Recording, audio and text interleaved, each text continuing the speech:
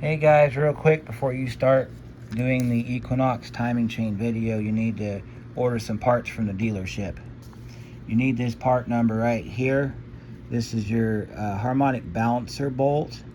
That bolt is required because in part 2, when we pull the harmonic balancer off, I'm going to tell you that is a torque to yield bolt. You cannot reuse it. You have to have a new one. So you need to get that bolt. Then this is your chain kit right here. That's a Cloy's part number. That's just a chain that doesn't have the balancer chain in it. So if you need the balancer chain kit, you're going to have to get the bigger kit, which is a different part number. This timing bolt right here, that is that bolt that I mentioned in part 1 that goes in the hole in the cylinder head that holds the upper guide. That's that new bolt that replaces that plug.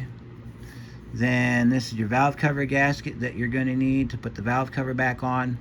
You're going to need this timing cover gasket right here. And of course, I'll show you what those look like in part 2. And this right here is your VVT solenoid for the intake solenoid, if you need to replace it. Now, the only time you would need to replace it is if it's full of metal shavings. Otherwise, that, or if you have a code for it. This right here is your cam bolt kit, because we got to pull the cam phasers off in part 2. That's your part number for that. You can get that from your local O'Reilly, probably same day, depending on whether your store is a base store or a hub store. That's your part number for that. You definitely need that because the cam phaser bolts are also torque to yield. Let's see, if you have any guide bolts broke, such as the upper guide or the lower guide bolts, that is your part number for your guide bolts. Those also have to be ordered from the dealership. I think that's it.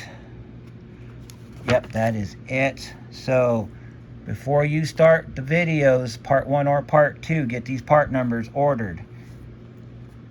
This one you may wait on because if you're doing it within the time limit, which is like 150,000 miles or something like that, 120,000, and your death rattle isn't real bad, then you can hold off on that because most likely your bolts won't be sheared.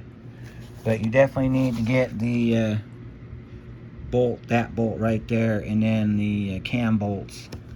So with that being said, after you get those ordered, you can start on part 1 of the Ecotec video, and you should be good to go.